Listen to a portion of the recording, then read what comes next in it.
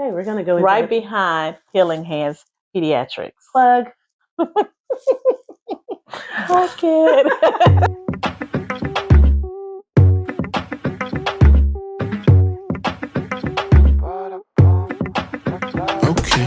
Okay, let's be real. Parenting is not easy, but you are not alone. Welcome to the Parent Prescription, a podcast where I will give you real, practical advice to help you navigate the ups and the downs of raising healthy, happy kiddos without losing your mind. So let's get into this dose of Dr. C with the Parent Prescription.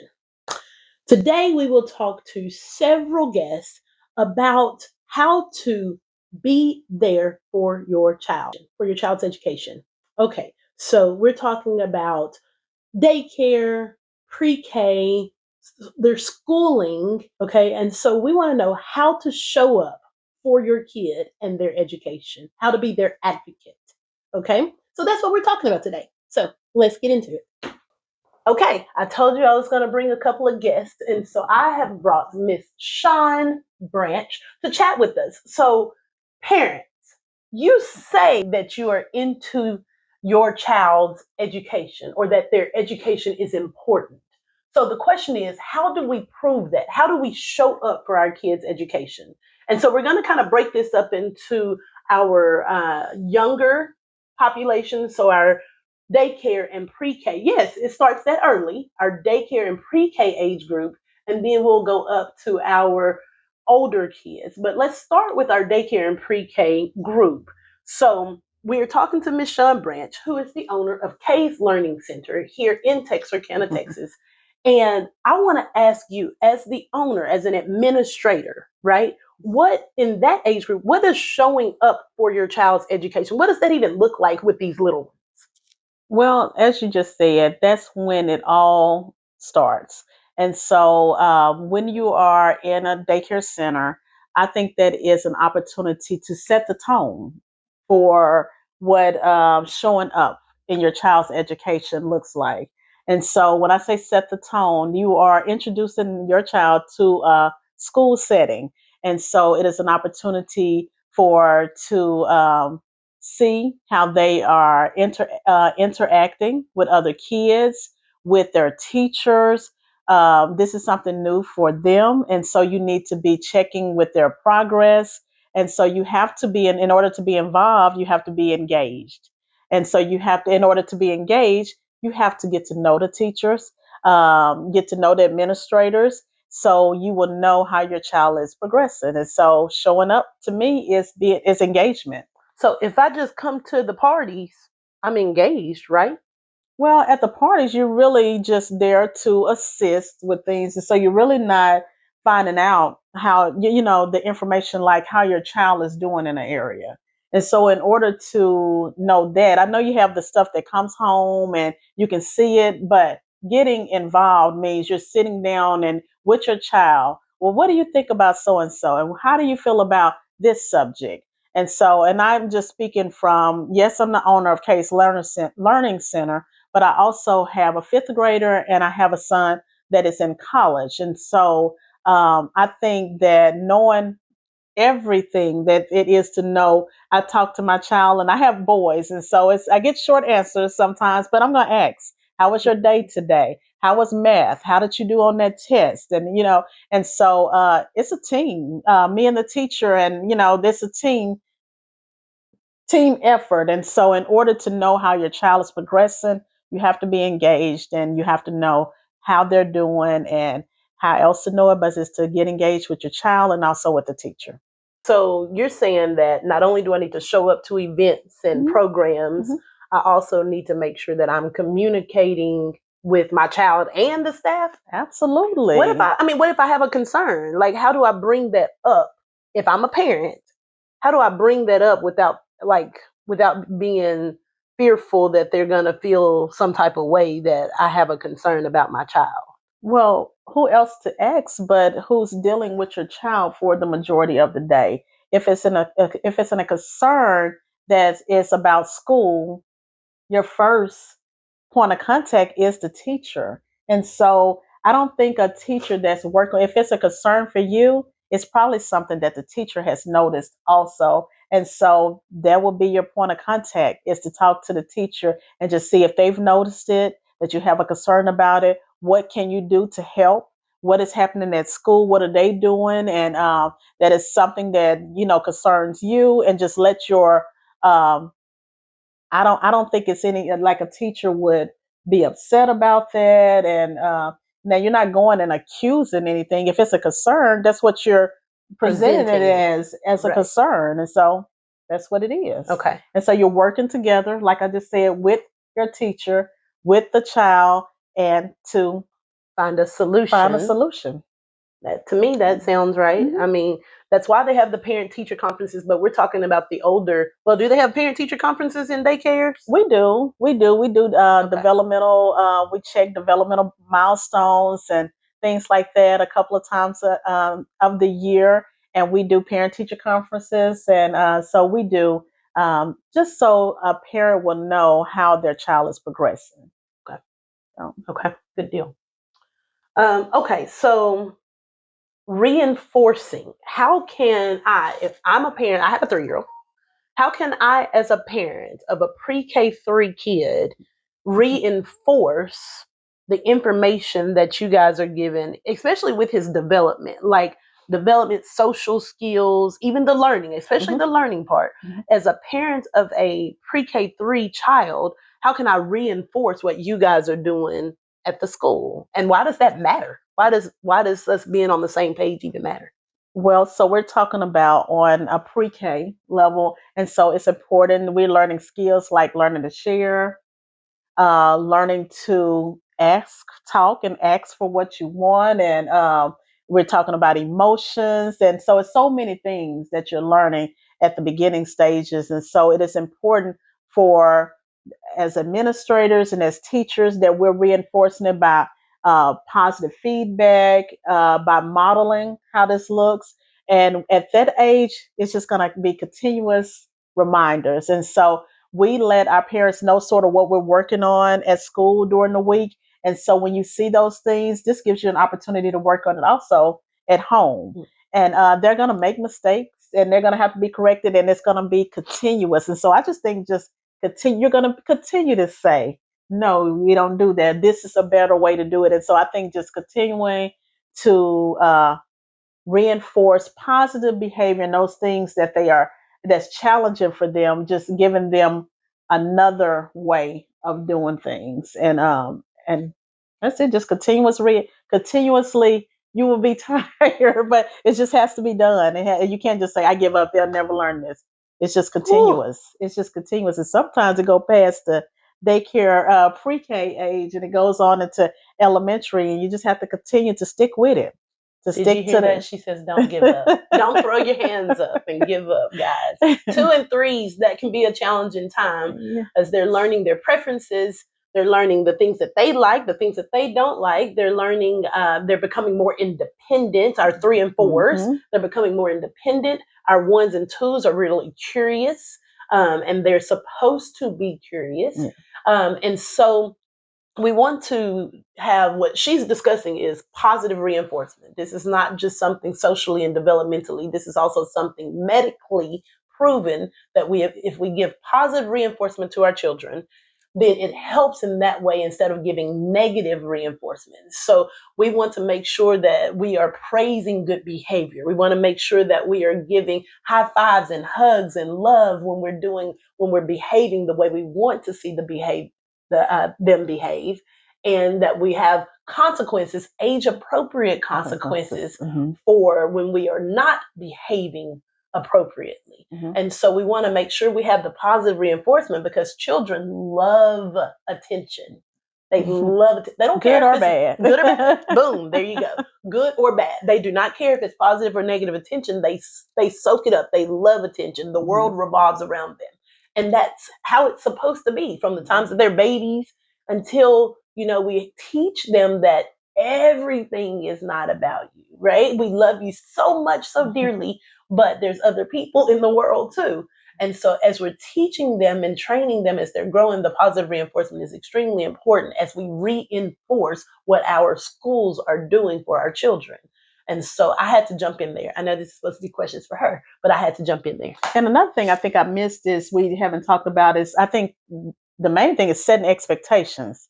And so as you, like we talked about in the beginning stages of when they're at daycare and pre-K, you're sort of, when they go into a school setting, the teacher and at the daycare, they should have clear expectations of what you expect from the kids, even at that age. And so because as they grow in elementary school, there will be expectations.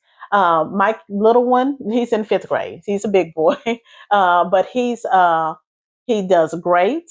But I have a little talker, and so he knows that if you get a warning in school, it's consequences at home. It's a consequence at school. It's a consequence at home because it's a time and a place for everything. And so they have to know that what that expectation is at school and what the expectation is at home, and it's a consequence, good or bad. It's a consequence for our actions. And so we have to learn that at an early age that it is a consequence for our actions. I'll do another podcast about that. I was getting ready to go into age appropriate consequences, but that sounds like another podcast. So we'll just wait on that.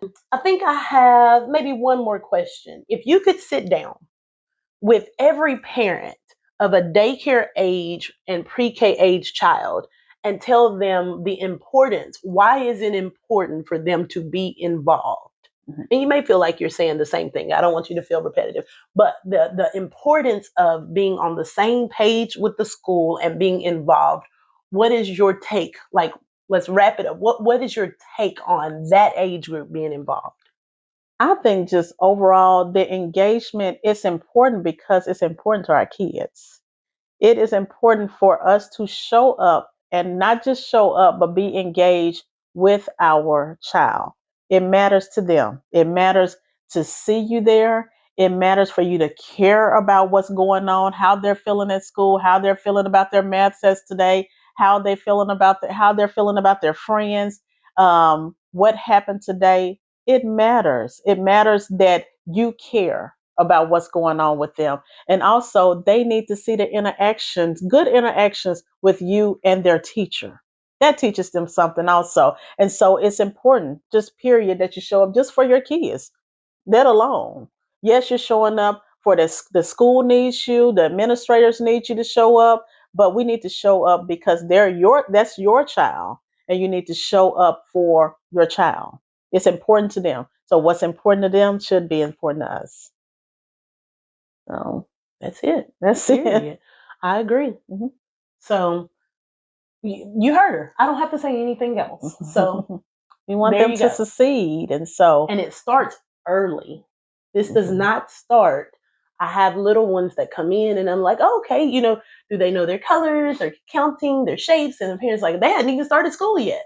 And I'm like, but they're 3. Like start school at home, play school at home. Yes. Let's start the learning from just putting on a pink shirt, telling them this is your pink shirt. Mm-hmm. Let's put on our blue shoes. While we're bouncing the basketball, let's count. I can go on and on. I will not. I don't want to bore you, but it starts early. It starts from the beginning. Learning is very important, and you want to be just as engaged in your child's education as you are in their sports. Okay? All right. And both of our parents were teachers, so we had school year round. In the summer school, and it's just y'all don't do that. School everybody all the time. That's not a normal school. And if you know our mom, they don't print out worksheets and do it in the summertime. In the summertime, everybody do that, but we did. I bet a lot of you did. I thought that was normal. What else do you do? What else do you do? You read every day. Even when they have a meltdown, you read every day. Y'all don't. But yeah, Children my mama was every read. time. My friends probably knew my mom just as well as they knew me because she was at everything, and I love her for it. But she was at everything. She was a little much. She was even at the high school. Like when she says everything, it was wonderful. But yes, thank you. Stay involved, Miss Branch. Thank you for Thank this you information. for having me. Case Learning Center, we have openings in every classroom. Oh, but the infants, we're full right now. We will have openings again in March, but we have openings and we would love to have you. Even if you start part-time just to get your feet wet in there, it's a good, it's a wonderful place to be and we would love to have you. So we're doing plugs? Yes. So we're doing plugs? You want to say the address and the phone number too? Or 4416 Elizabeth Street. Oh, 903-792-2127. Okay, we're going to go into right behind Healing Hands Pediatrics. plug. Okay. All right, here we go, you guys. This is Melanie Nelson. And she is, you're going to have to tell them. I know she was working at Texas Middle School for 20 years. And now you're at Texas A&M. Mm-hmm. So I taught for 18 years at Texas Middle School for 8th grade. I was close. Close. I mean, 18, 20 is about the same. Once you hit about 15, it just melts together. And then now I work at Texas A&M as a student advocacy and support manager. Okay. So we're talking middle school age and then now college age young adults. So we have our middle school kids, our college age kids. We are talking about the same thing. How can parents who say that education is important to them, their child's education is important, how can they actually show up and be an advocate for their child's education? So my first question for you, Miss Melanie, is what does showing up, now we're talking about the older kids now, what does showing up, I'm a parent, what does showing up even looks like? What does that look like? Showing up basically just means being present. If you get a phone call from your child's teacher, answer it. A lot of times parents will see the school's phone number and press decline immediately without even answering it. Oh, it's the school calling me again. I don't have time for that. I have a question. Mm-hmm. You decline it? What if your child is hurt? What if something is wrong? You decline it? Mm-hmm. Okay, never mind. Keep going. Because if something's wrong, they're like, oh, they'll call back. I've had that happen. Yeah. So actually answer the phone, respond to emails from teachers, but just being there for your child, no matter what it is, whether it's grades, whether it's performances, whether it's after school practices and rehearsals, making sure that they're there and on time, and then being picked up on time. That all goes into supporting your kid, being there for them, making sure that every aspect that you're working with the whole child. Okay. And so that is even in middle school because they can't drive. You said pick up, and I'm thinking, oh, okay, yeah. So they can't drive. So they're games, practices, things like last minute rehearsals. Got it. And it's probably not last minute, but your child was like, oh yeah, I forgot I have practice at 4:30, and so you're having to make arrangements last minute and figure stuff out. But that stuff matters, and that's how you're supporting your kids, because we know that extracurriculars build strong kids for the future. And they don't stay 13 forever. They don't stay 15 forever. One day they're going to be 18, 19, and 20, and mom, dad, grandma, grandpa is not going to be there.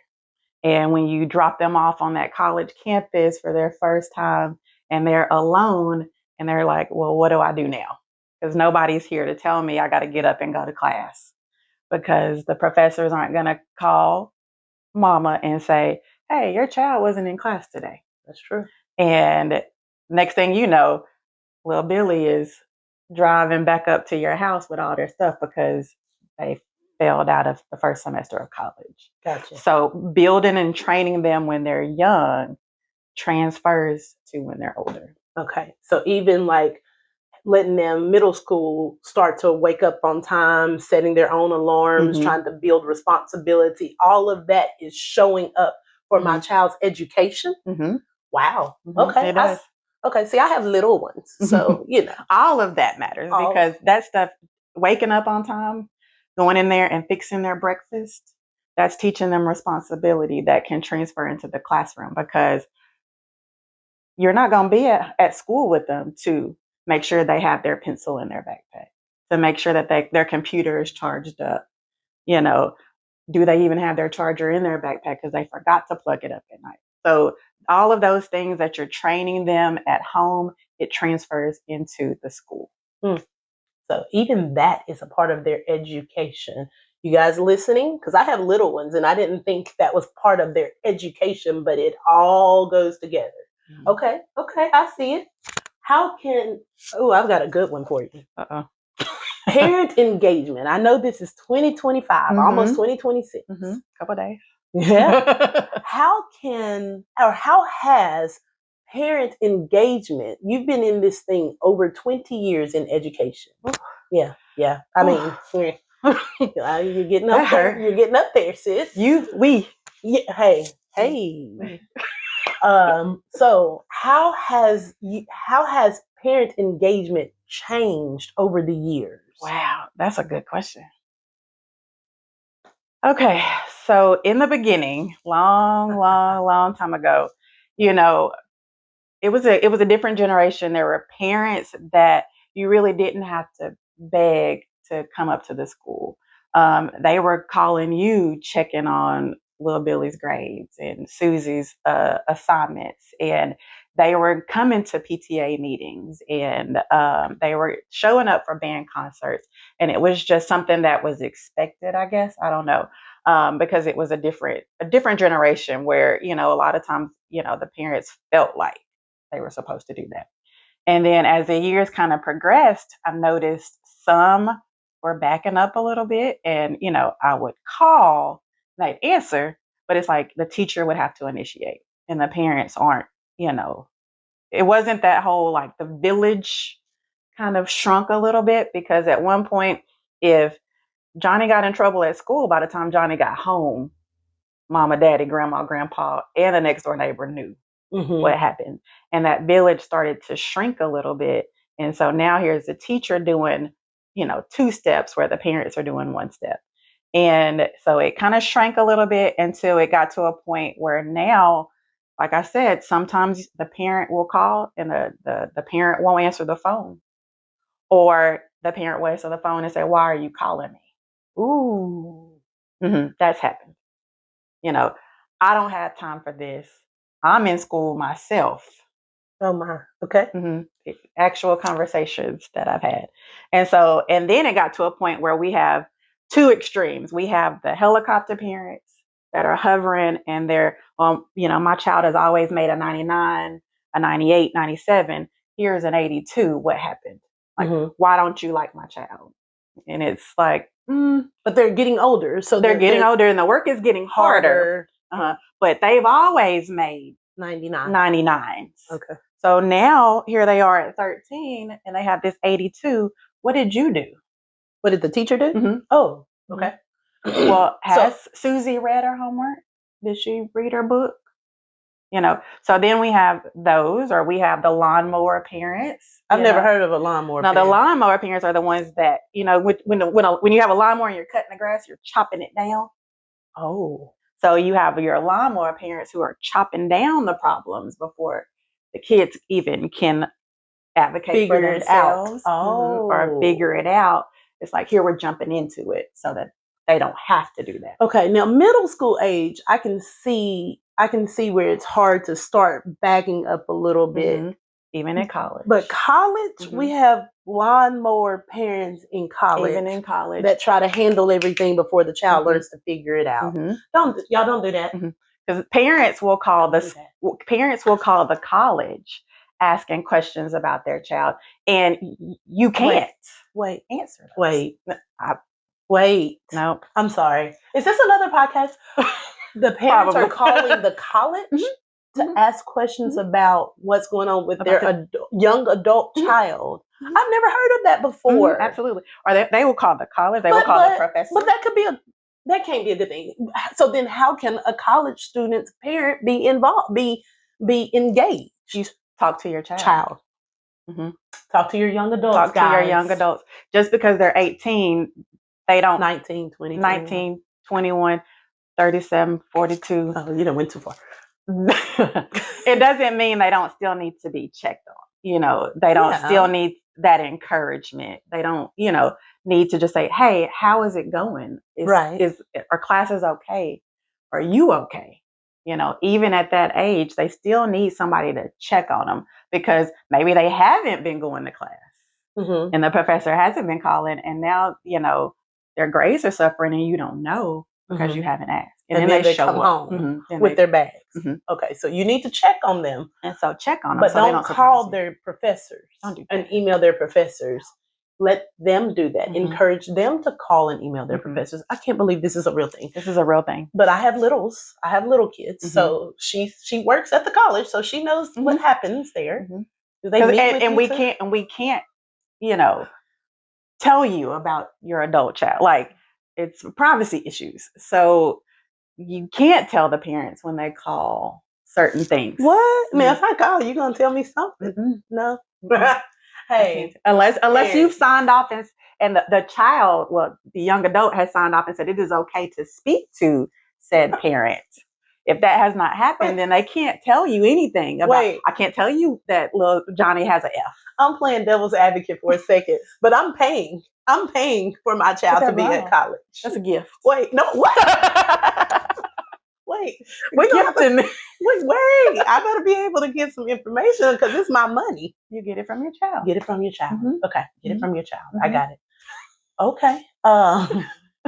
I feel like I threw you off. I feel you like did. We kind of off. We took. Where was I going? What was the question? The question was about how has things changed. You talked about the helicopter. We went to the lawnmower parent, which I had never heard of. Have y'all heard of a lawnmower parent? Y'all don't chop down the problem before your child even knows there's a problem. Okay, that was new to me. Seriously, I'm being for real. And then or you have the disengaged, completely disengaged. So you have we're doing too much, and then we have the not doing enough, like the don't call me because I'm sleep, or I'm in school myself, so I don't have time. Okay. That's a conversation we've had.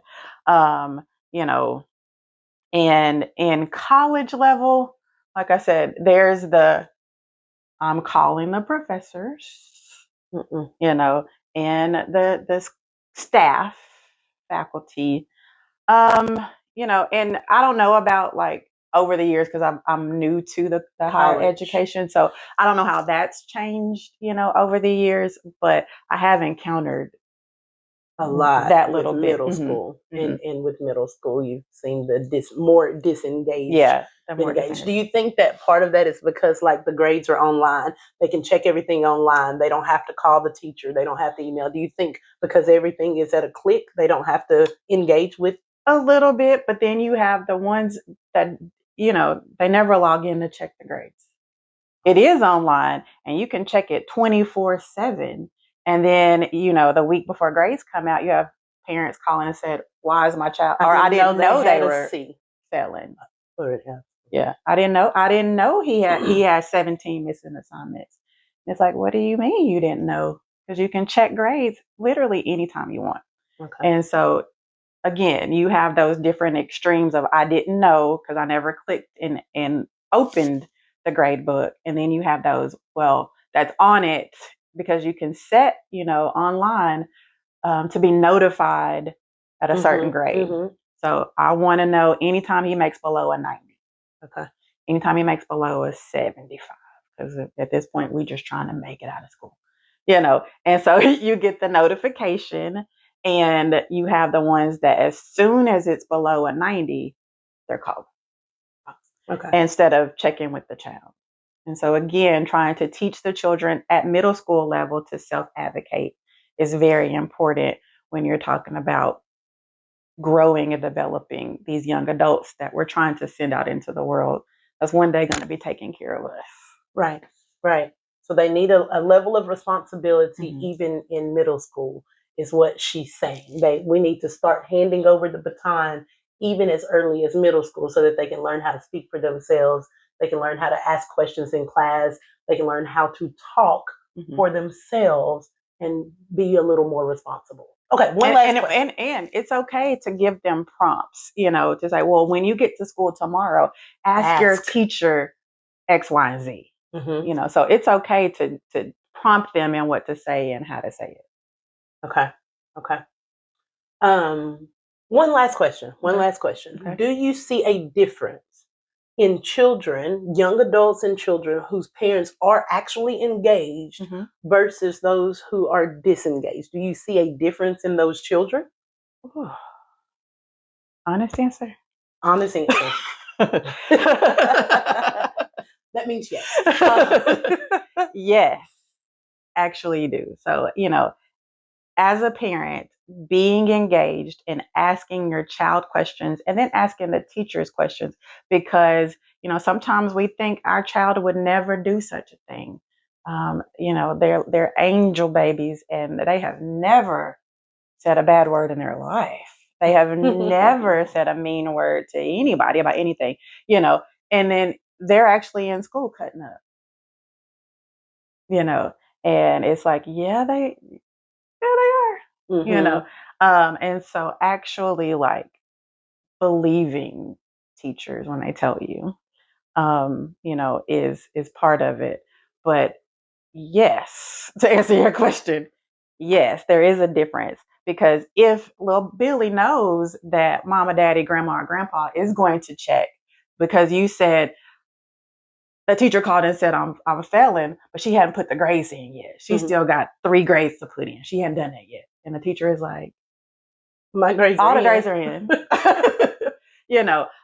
So if little Billy knows mama is going to ask me, daddy is going to ask me, and then turn around and confirm with the teacher, then they're more likely to try to stay on track, because they know somebody is checking, somebody is going to be there, somebody's going to ask them questions, as opposed to the ones that, hey, call my mama, she ain't gonna answer the phone anyway.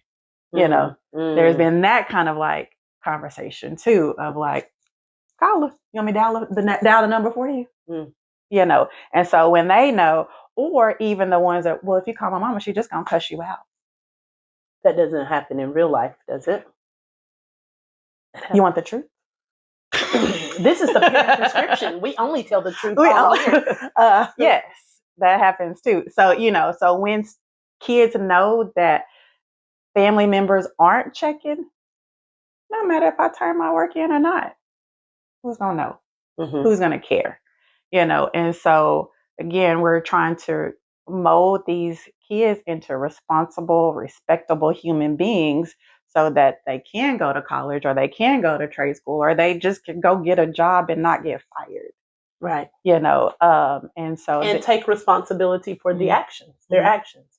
So if we dismiss everything, like she's saying, you can call my mama, she's going to cuss you out, or she's not going to believe you anyway, and then they're not taking responsibility for their actions that they have at school, then how will they ever take responsibility for their actions outside of school? And so you can't be upset if you see that there's some irresponsibility or immaturity at home or outside of home if you're allowing irresponsibility and immaturity in the school. We have to be on the same page.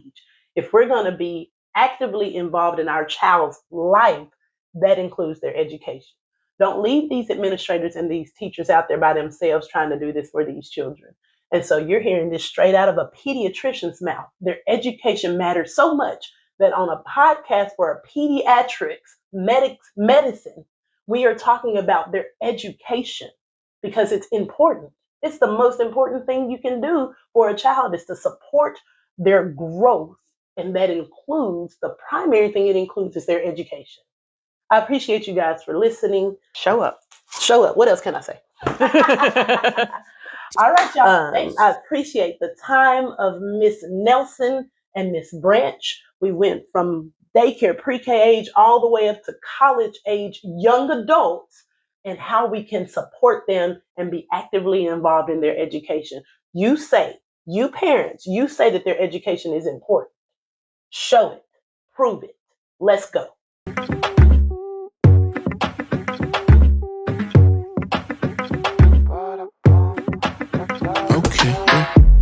Artlist.io. Step by step, raise the whole room higher.